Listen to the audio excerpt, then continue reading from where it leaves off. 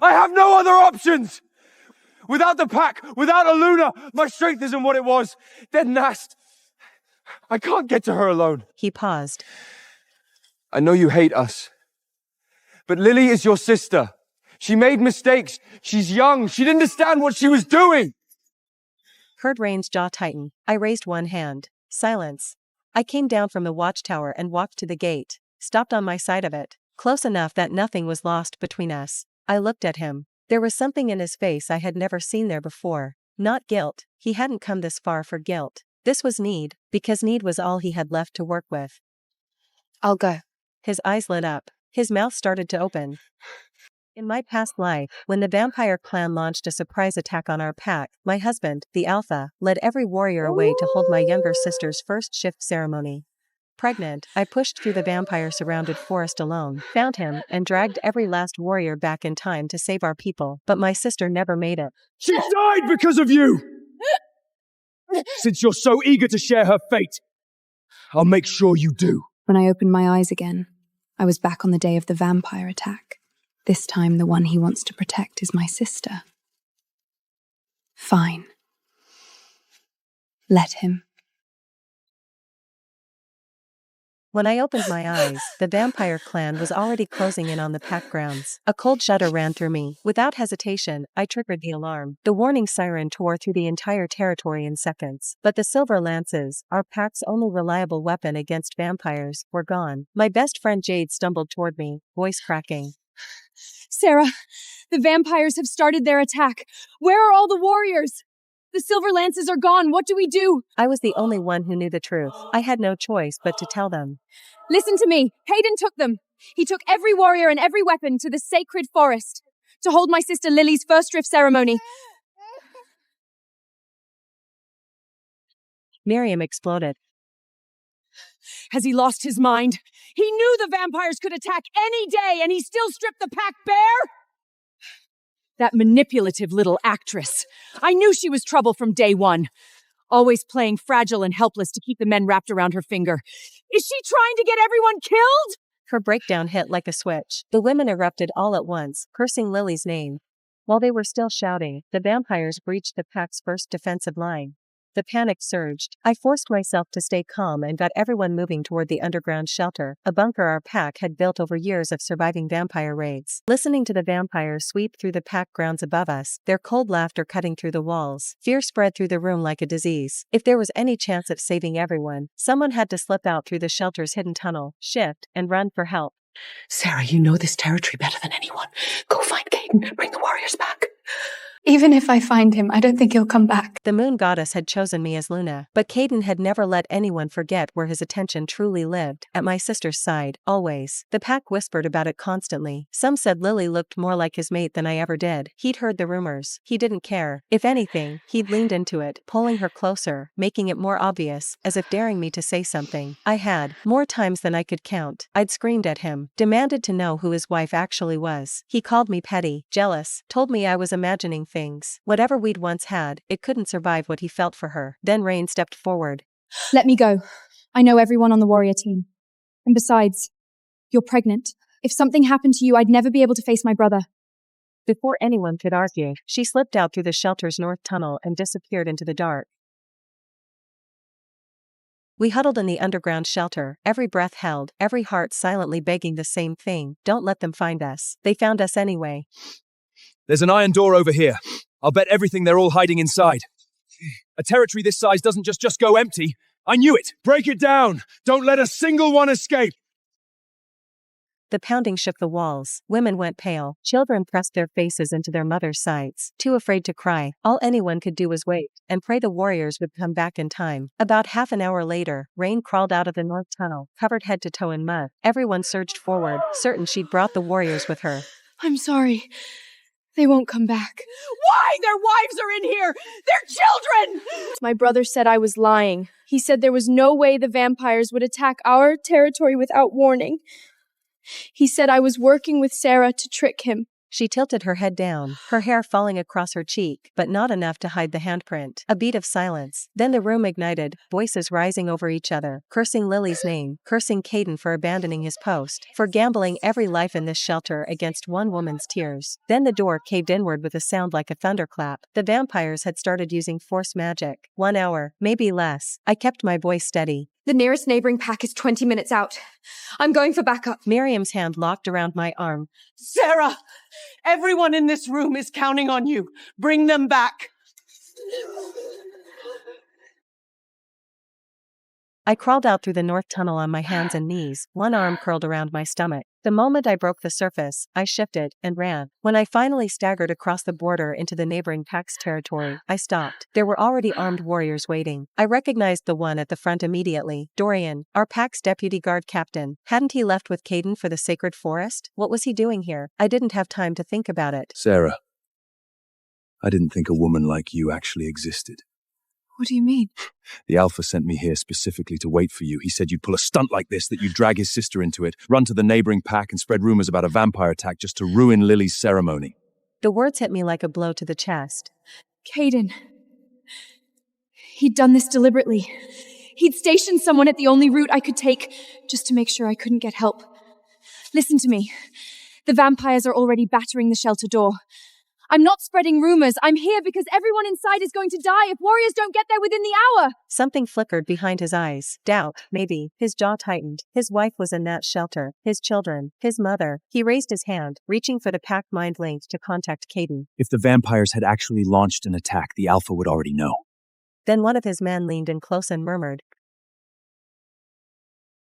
The words landed with the quiet certainty of a man who had never once questioned his faith. And why would he? Caden had led this pack through dozens of vampire sieges without losing a single line. His instincts, his judgment, they were the bedrock the entire pack was built on. The doubt in Dorian's eyes went out like a candle. He laughed, short, sharp, humorless. I'll give you credit, Sarah. You almost had me. The words cut deep. For every second wasted, those women and children are in one more endangered. I turned and ran. Dorian moved faster. You're not going anywhere. Not while I'm standing here. Through the window, I watched the direction of the pack territory disappear behind the tree line. I closed my eyes in despair. Deep in the sacred forest, in a moonlit clearing, the warriors had built a bonfire. The singing had already started. Lily stood at the center of it all in a sweeping ceremonial gown, turning slow circles in Caden's arms while the firelight caught her hair. The shelter door was failing, and he was dancing.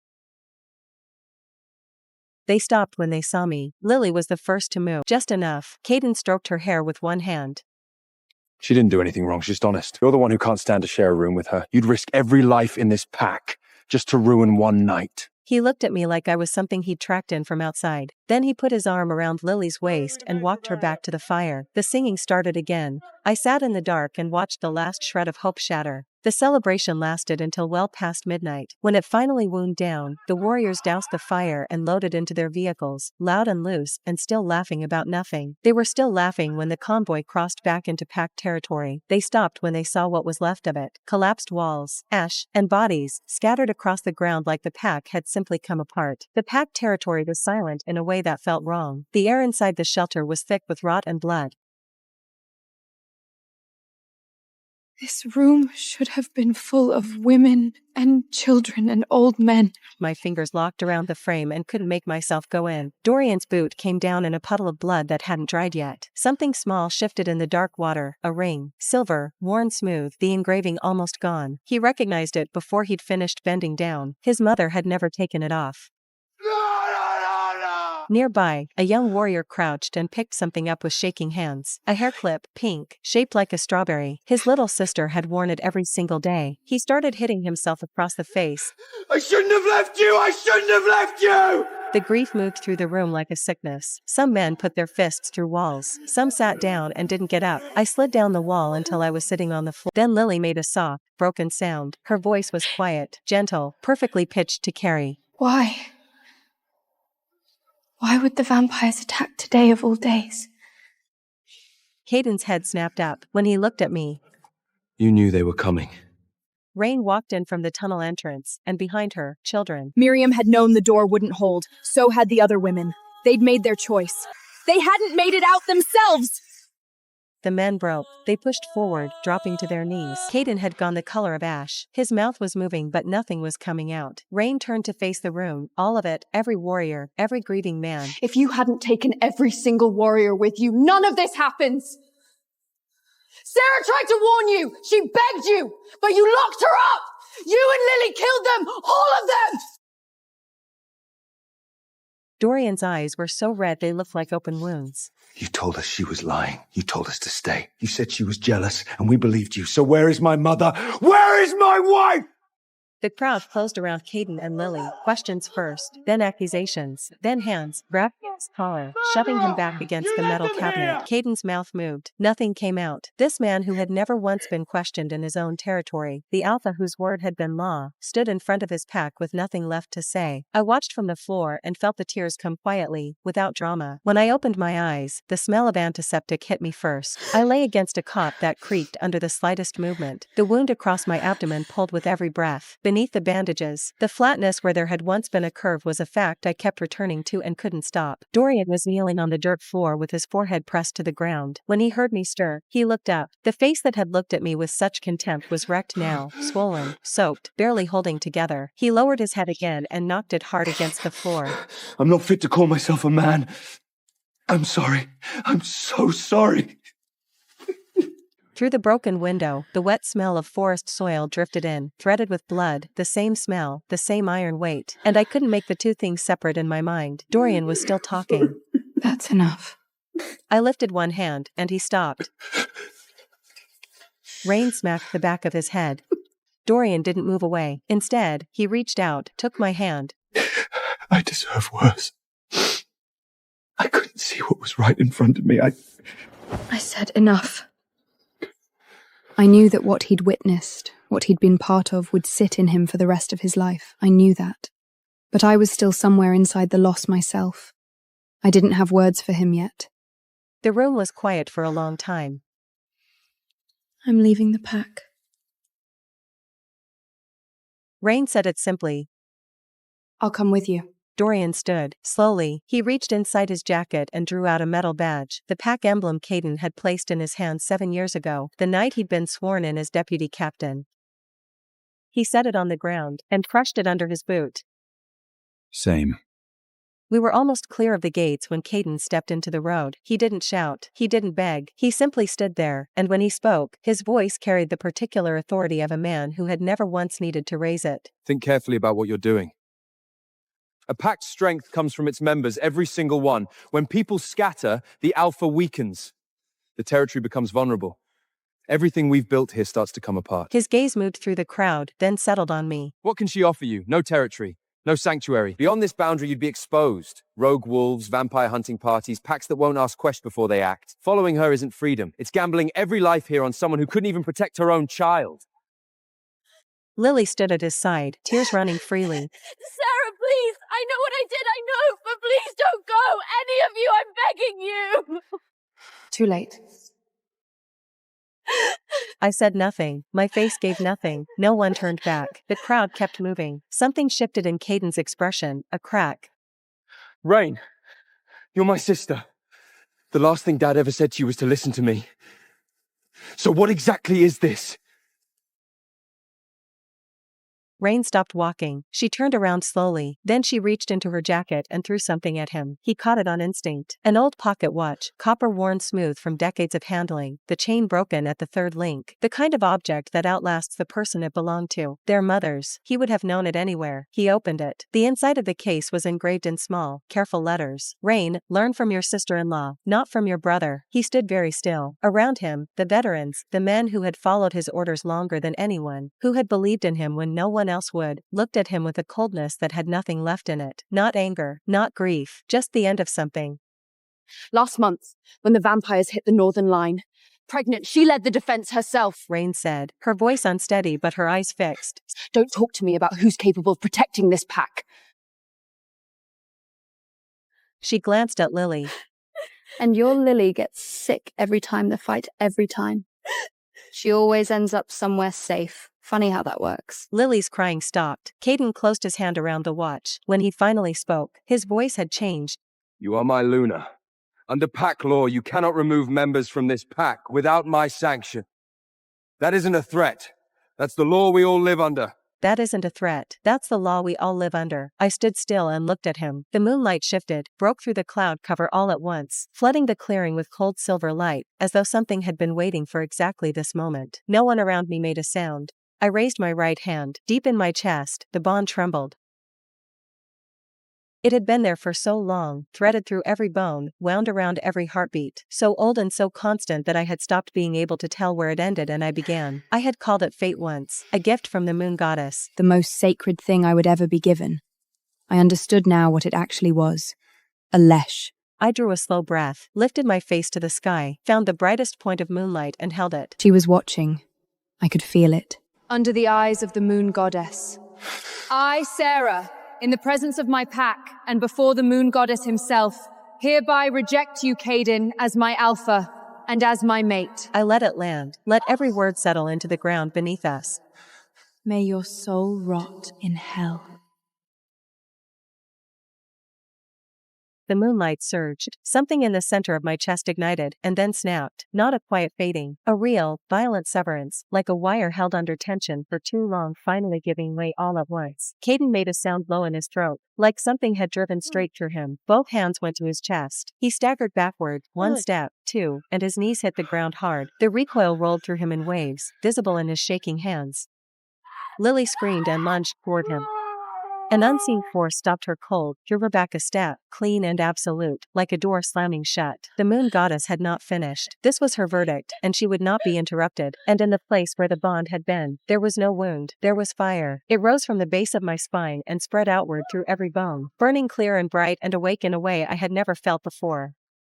I heard the people around me step back, then I heard the first knee hit the ground, then another, then another. Dorian's head bowed first. Alpha Queen. The Northern Territory was open land, and the wind that came off it before winter had an edge like a blade. It took us 3 weeks to drive the first posts into the frozen ground. No one complained. Days were for cutting timber, hauling stone, raising walls. Nights were for watch rotations and very little sleep. The children carried bricks. The elders sat by the fire and patched the tears in the campus shelters. Dorian took the heaviest work without being asked. Some nights I stood on the unfinished wall and looked out at the dark sprawl of wilderness ahead of us, and I couldn't find a single reassuring thing to say. But they hadn't followed me here because I'd made them promises. So I stayed on the wall, and I kept walking into the next day. 2 months in, the perimeter closed. The watchtower went up. The first stores were stocked and sealed. Our pack had its first complete night. The visitors arrived 3 days later. The watchtower spotted them first. A convoy moving in clean formation along the northern approach, silver flags at the lead. Silver Moon Pack. I went out to meet them with Dorian and Rain at my back. The convoy stopped. Doors opened. The man who stepped out first was tall, broad through the shoulders, with the kind of stillness that doesn't come from calm so much as from long practice, the bearing of someone who has stood at the front of things for a very long time. His eyes moved across my face and paused, just for a moment. Then they steadied. Mine didn't.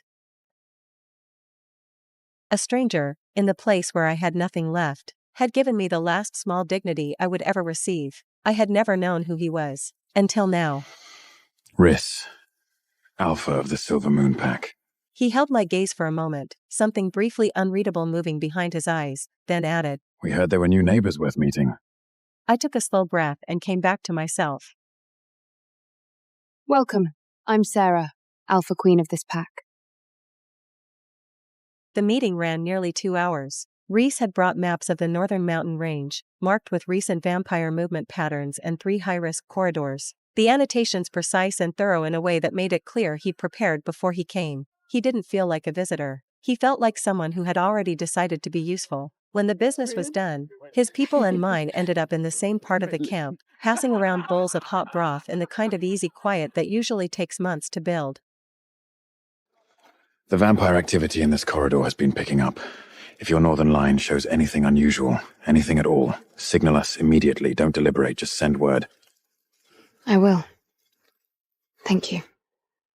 I was walking him out when I noticed the flowers at the base of the perimeter wall, a small cluster of them, growing out of the freshly turned soil. The first things that had bloomed on this land since we'd broken ground. I picked one and walked it over to him. He looked down at it without taking it immediately.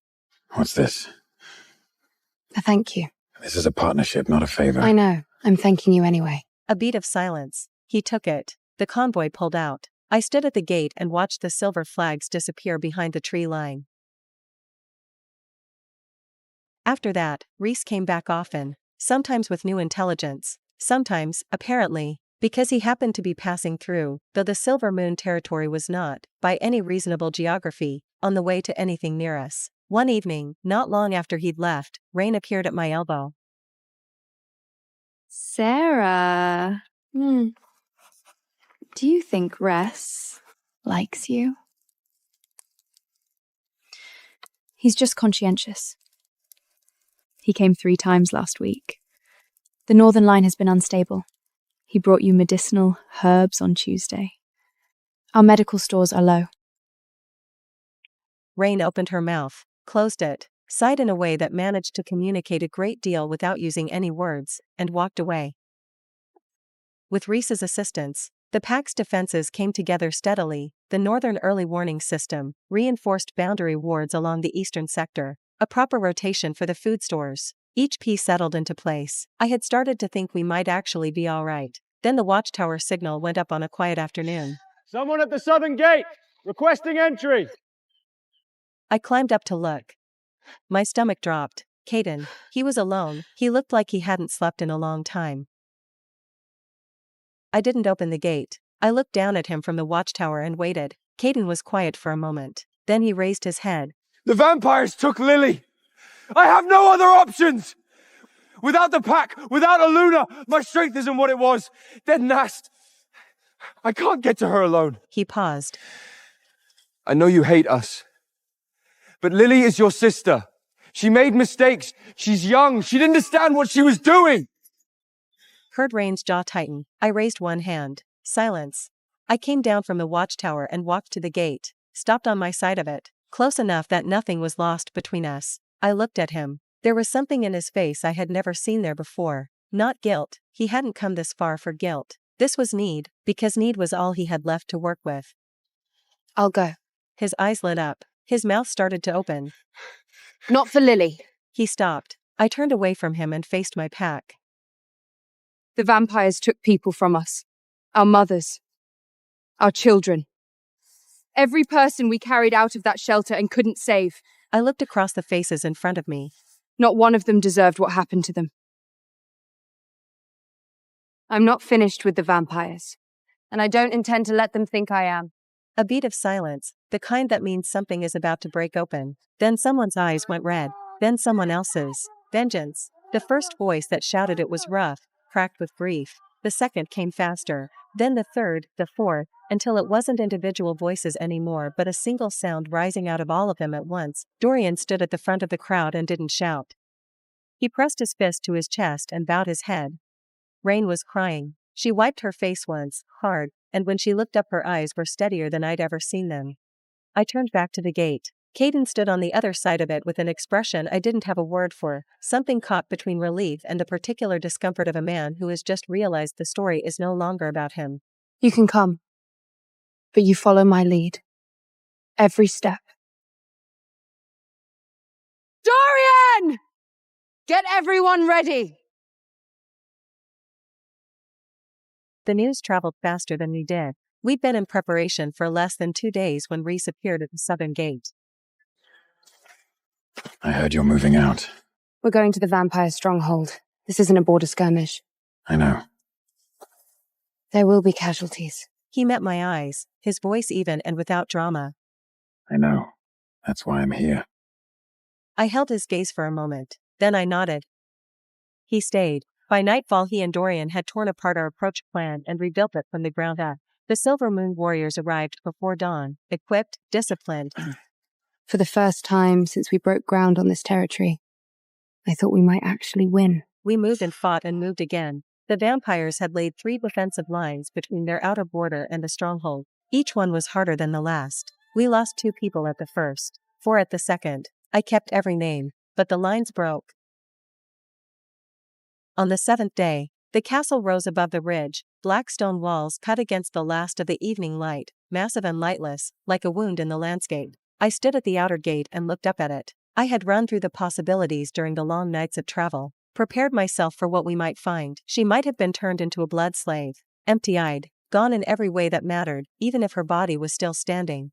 I had thought through all of it, decided, quietly, how I would handle each. We breached the gate, swept 3 corridors, and kicked open the door at the deepest part of the castle. Lily was standing by the window, unharmed. She was wearing a deep red gown, her hair arranged with care. She was leaning against the vampire lord's shoulder with the comfortable ease of someone who had been there a long time and had no intention of leaving. You promised me, darling. The contract has been signed for weeks now. Her voice low and unhurried. So why is my sister still breathing?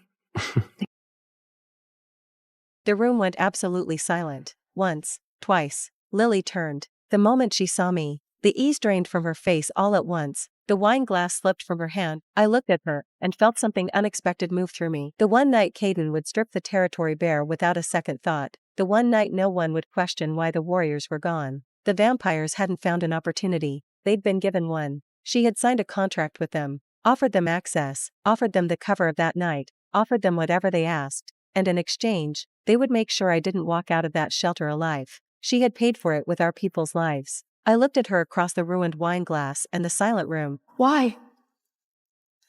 We're sisters. When you were small and your body kept failing you, I was the one who stayed. When you burned with fever and couldn't keep anything down, I was the one feeding you medicine, 1 spoonful and sitting with you until you fell asleep.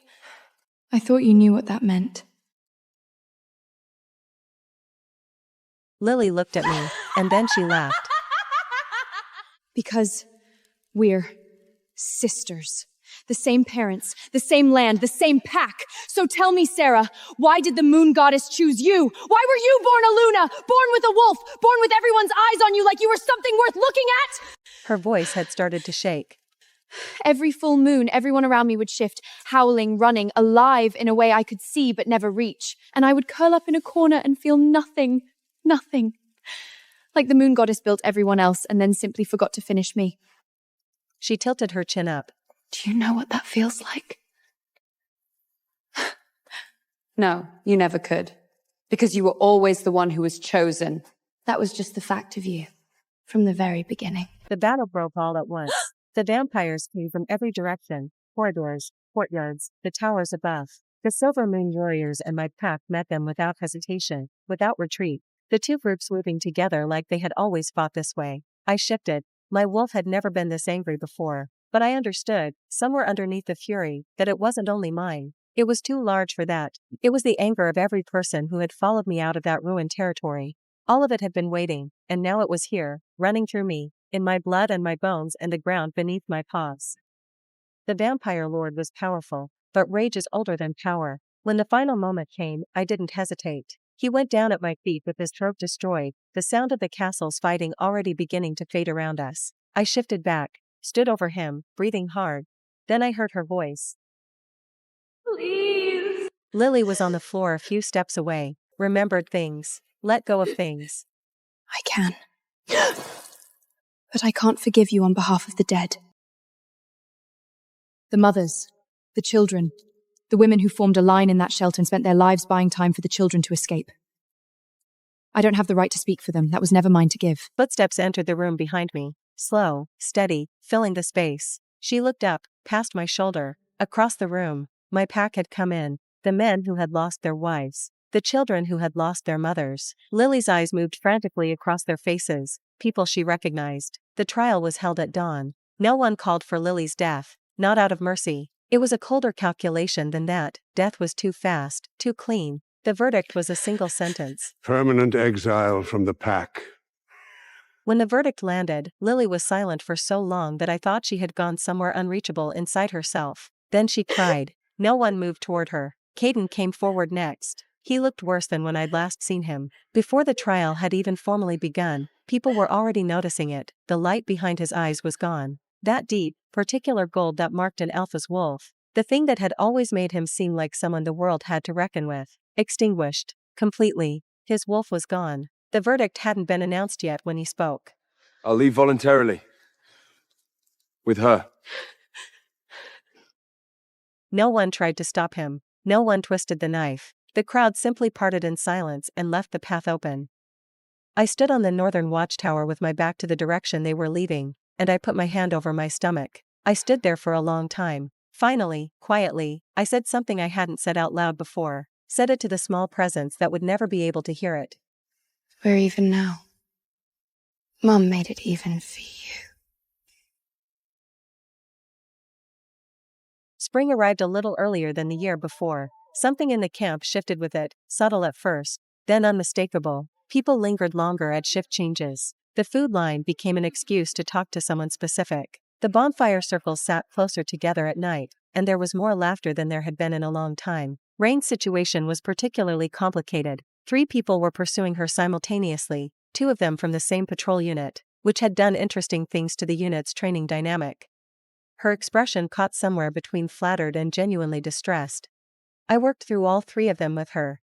By the end, she let out a long breath and looked marginally less tangled. Then she looked at me. What about you? What about me?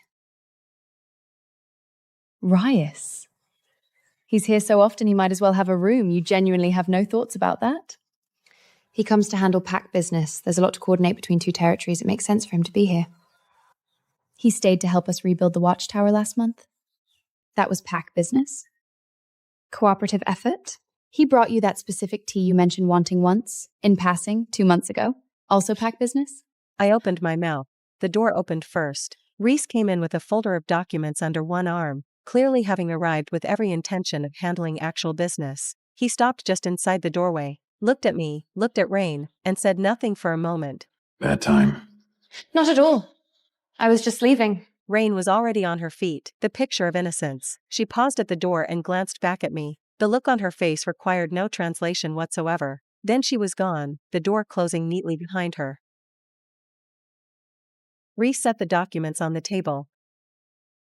What were you talking about? She was asking whether I had any thoughts about you. About how often you're here. What did you tell her? That you come for pack business. He nodded slowly. Maybe I should bring you a whole armful of flowers next time, rather than just keeping the one you gave me, so you understand that the business isn't the reason I come. I went still. Outside, wind moved through the camp. You like me? Yes. Since when? I'm not sure. By the time I noticed, it had already been true for a while. I looked at him. Maybe he remembered too. Maybe some things don't fully disappear, even across the distance between one life and the next. I stepped forward. I kissed him.